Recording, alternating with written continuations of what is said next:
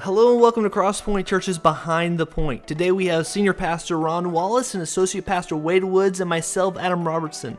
And this week we are extending the conversation. We're talking about reaching our youth. And today I want to talk about how exactly we do that and what are some of the hurdles that people experience making an impact in their life.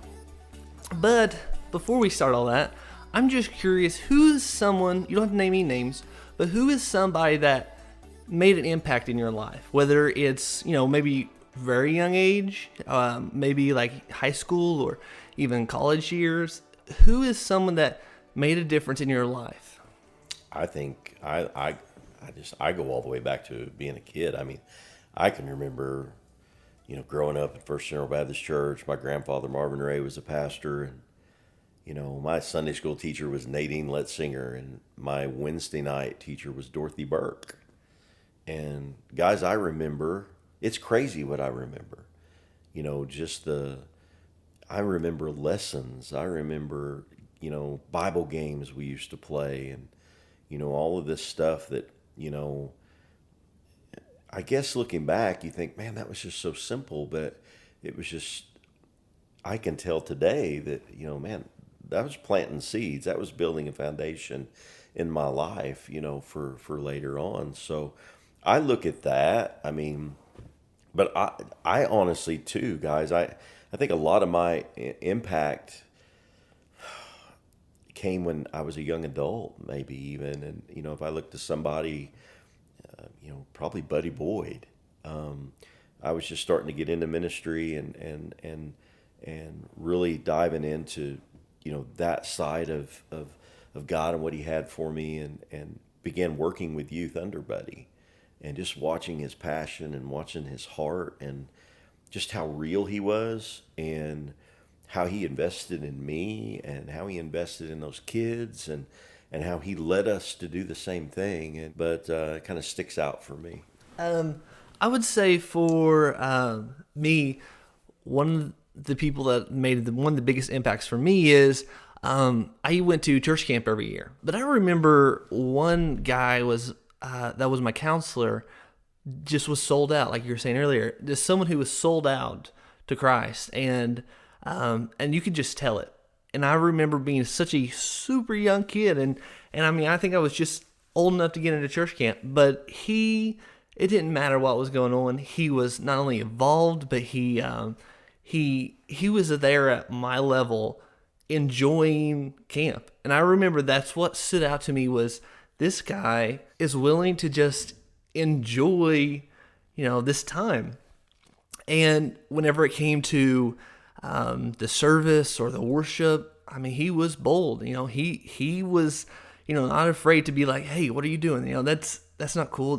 Pay attention. This is something that's worth something. And he would invest, and he would, he shared his testimony, and he would, make sure to just have one-on-one honest talks. I think the fact that he didn't care, even as a kid, when someone's acting just a little crazy, but he didn't care. And that's one of the things that stood out for me is, he was genuine, and was sold out. Probably been easy 20 years, but I still remember it. I mean, I clearly remember, this one guy for, that 1 week or so, making an impact in my life. When I was, and even going to youth ministry and just trying to live out the Christian life, I'd never felt like I had like friends that were just sold out for Christ, So it was kind of those things where I was kind of caught in the mix with everybody else too, of, getting pulled different directions, trying to live the Christ life. But, at the same time, there's definitely those investments, and there's definitely, that really taught me, a lot about, things that I would struggle with when I was a youth. Of course, we all had those questions. So, that youth group really taught me a lot, and it was in a very comfortable atmosphere. It was just, when I was younger, it was, I think, and we still have that today, like, seeing youth that are sold out for Christ. It's to be able to, to get there, to be able to see that is, but once they're there, they're most sold out people you see, but it's just getting that when you're a youth. I feel like when I truly got it, I was kind of like Ron said, like him, I was, a young adult. I was in my, 21, 20. I was right in there when I really, found Christ, and that was from another coworker that was just a little bit older than me, that was, come in rocking the Christian music and just really set that example for me what it was like to be a Christ follower. That I didn't really have a friend like that before that was a Christ follower. So, we went to church and we did things, but we're, doing so many different things that we weren't actually living our lives to follow Christ. So once he came in, pointed me in the right direction and asked me if I really wanted to do this thing or not, that's really what changed my life. But you're right. There is a lot of struggles with, as a youth trying to communicate, but also as, an adult communicating with the youth. And what's some of those struggles that you seem to run into in investing in youth's life? Mine are, like I said before, kind of just that sold out.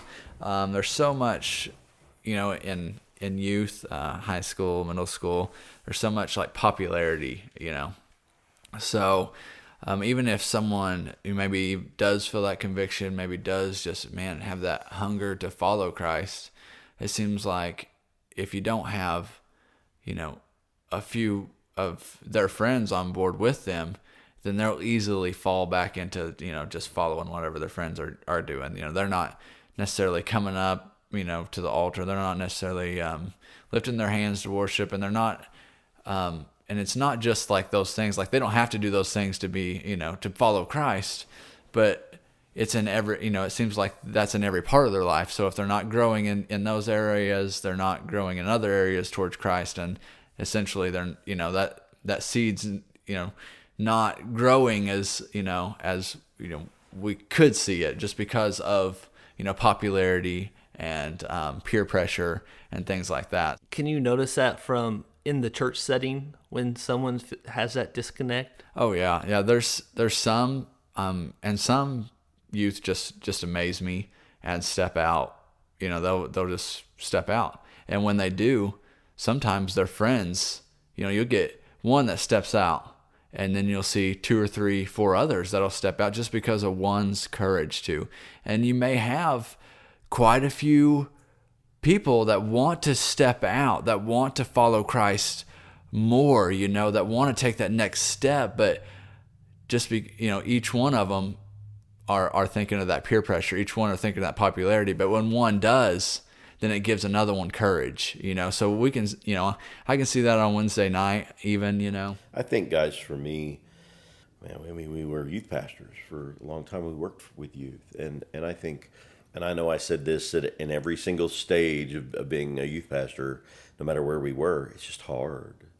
There's so much out there that draws, Satan uses. We've been in this whole series talking about our enemy, and he knows what to do, especially when there's teenagers. I mean, there's distractions. As Wade said, there's peer pressure. There's, all these things that look like so much fun, and, oh yeah, I love Jesus, but I'll have time for that. And right now I'm going to go have fun, or I'm going to do this. And it's just so much of a battle, I think, for kids to really, you talk about selling out and stay focused, and not that it's not for an adult, because it is, but it's just, boy, I mean, it's getting on their level.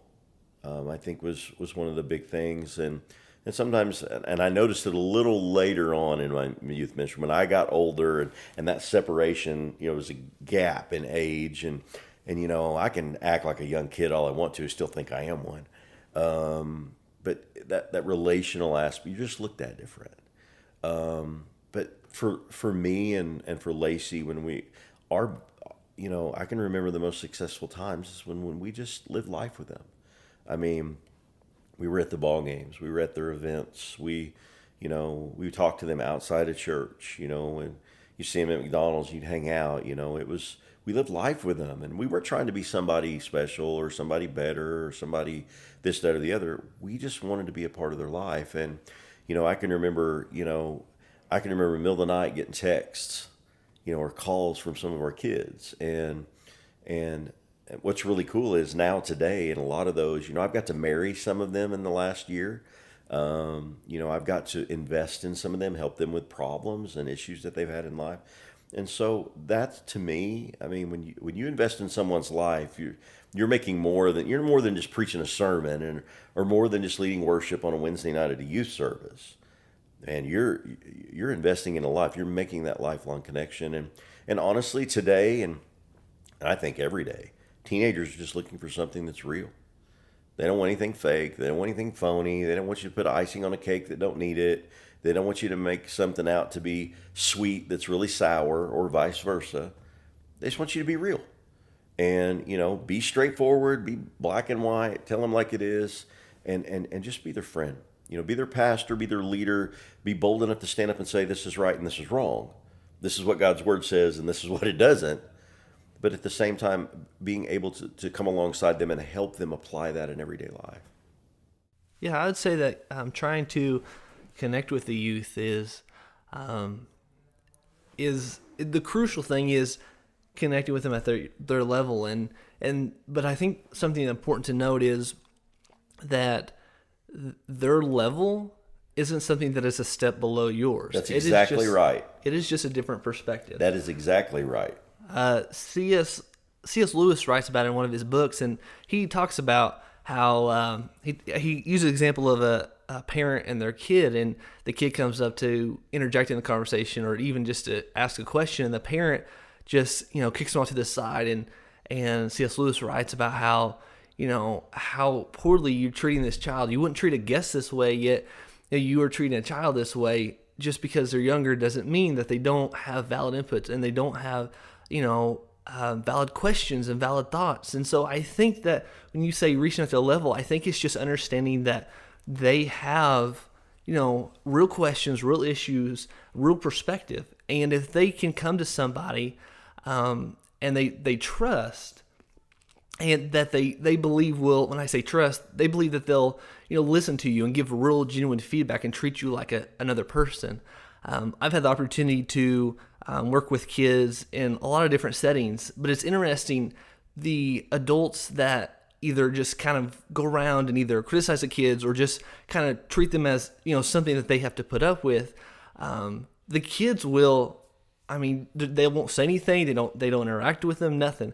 But in a setting where you sit down with the kids and you talk with the kids and you actually ask them how they're doing and how their day going, and you genuinely are interested, then they will open up to you and they will speak and they will talk about a wide variety of topics because they trust you. And I just want to clarify, and I've made this statement for years when we talk about getting on a teenager's level. You're exactly right. You're not coming down. You're not stooping down. In fact, I would venture to say you're taking a step, and I'm going to say this respectfully, adults, but you're taking a step up, because when you start dealing with kids, teenagers, and especially younger kids than that, dude, all they know is, it's reality to them.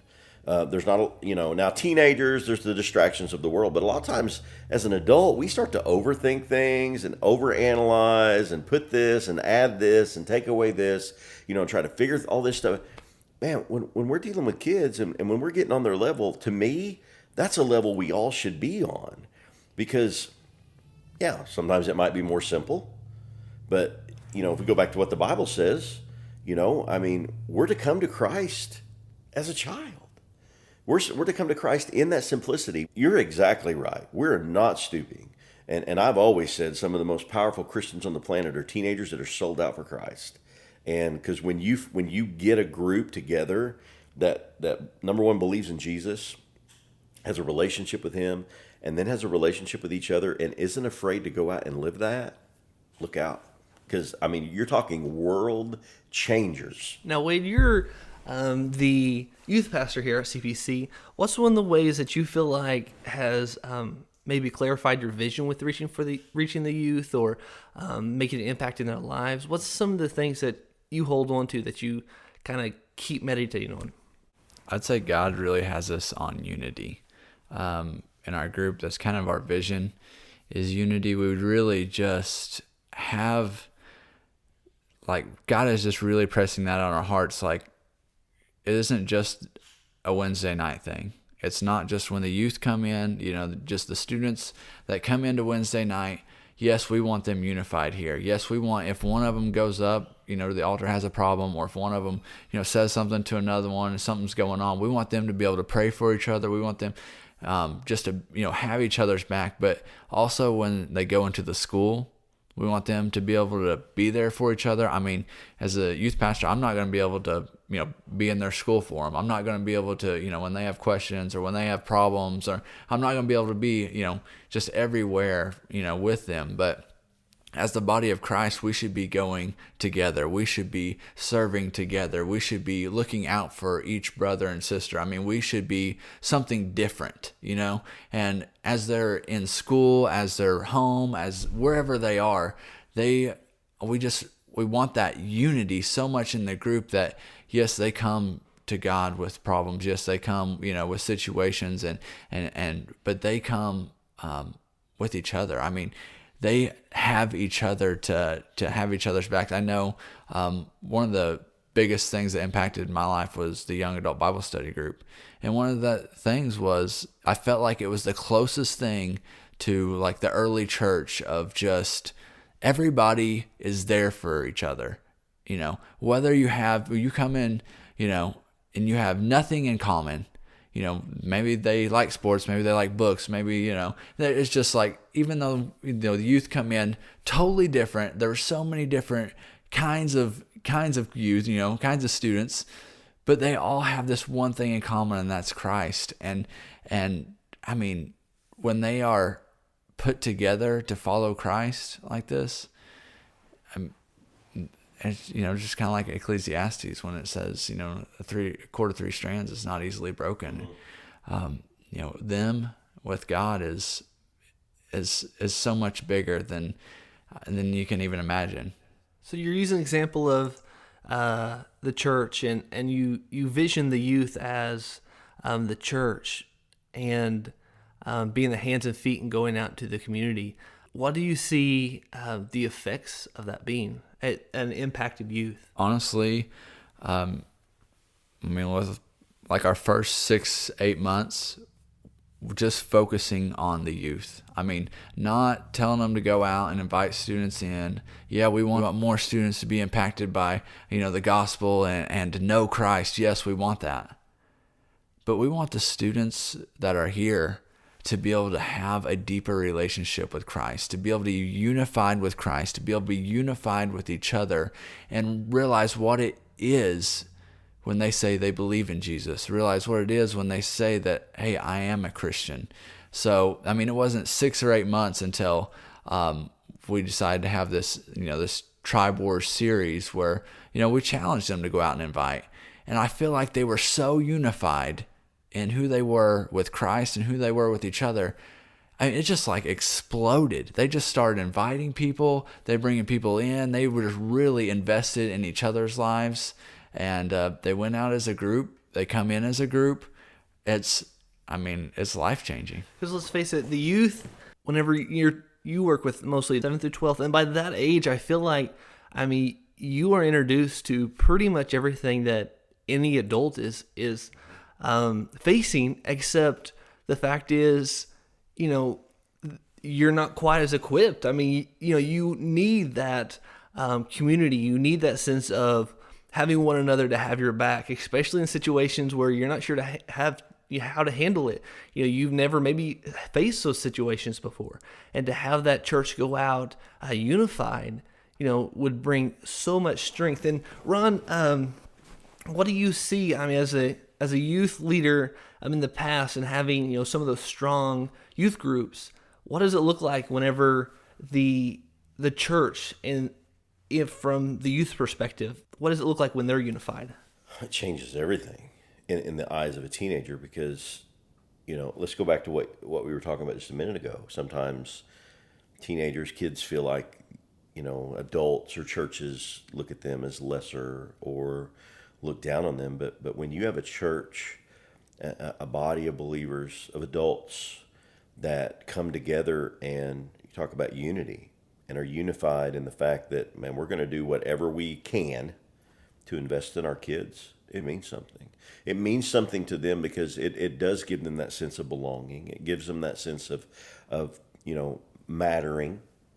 They matter enough that, we're out here, you guys are doing these fundraisers to send them to camp, and that people from this church go spend 3 or 4 days of their time, taking off work or going with no sleep, cooking food, cleaning kitchens, sweeping floors, sleeping in sweaty, stinky dorms, outside playing these games, and all these different things.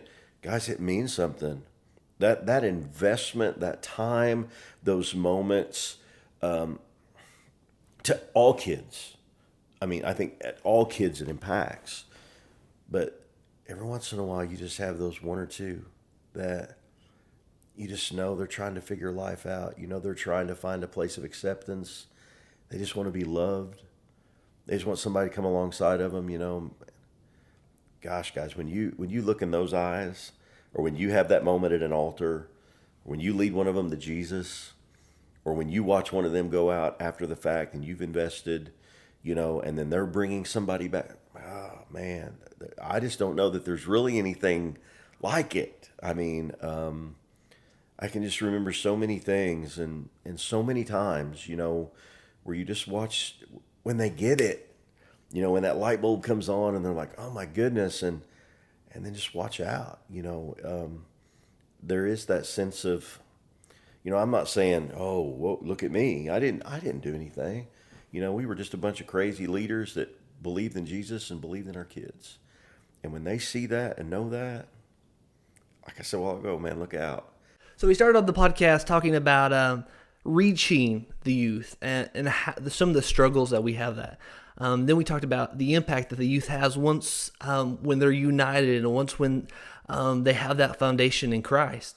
But can you offer some kind of encouragement to people who are maybe in this situation where God's placed a child in their life, or maybe a college student or a young adult, and they're trying to make an impact, but maybe they don't see the fruits of the labor, or they're not sure where to begin?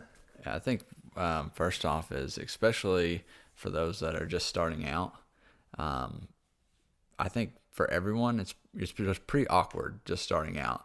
I mean, I know as a youth pastor, a year ago in August, just starting out, I mean, I didn't know a lot of the youth, and we had 20 some show up the first thing, and I mean, I kind of act like a kid anyway a lot of the time, but I mean, it's awkward. I mean, because you're, trying to be the cool guy. I know when you're like volunteering at a youth group, you're trying to, just say, hey, or to be the cool guy, and to youth, you're like the old guy or whatever. You're not really in the cool guy. You don't know the cool words like lit and stuff like that anymore, because, all your words are out, so, and all the new words are in.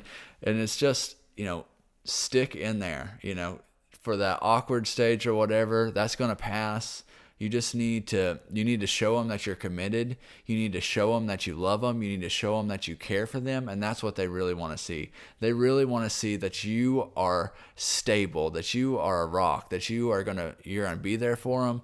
And no matter what, that you're just there. I mean, sometimes we think, we have to have these right words. We got to give them the best instruction. We have to, pretty much be a moral compass for them so that they take all the right paths and the paths that I didn't take, when I was a teenager or whatever. So, but really you just need, God's going to give you the words in situations, but you really just need to be there for them. You really just need to open your ears and just listen to what they have to say, because they need someone to talk to, and they can't, a lot of their friends, they can't talk to. They just don't feel like that's someone that they can talk to. Their parents, they don't feel comfortable.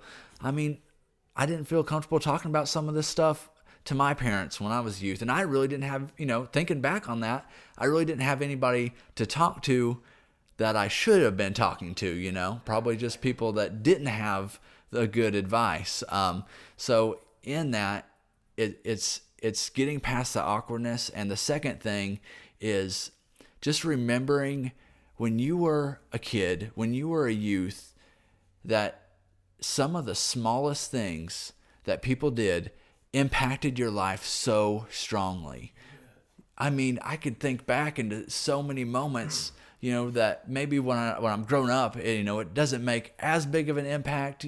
But when you are younger and someone, shows up to your ball game, when you're younger and, someone is just there for you, or, hey, buys you, supper at McDonald's, or just anything. I mean, those small impacts make the big difference to youth.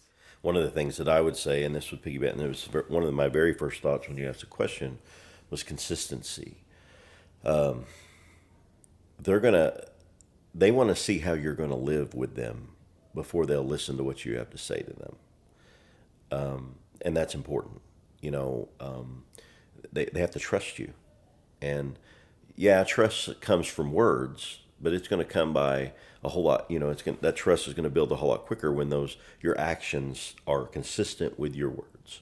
And they just want you to be real.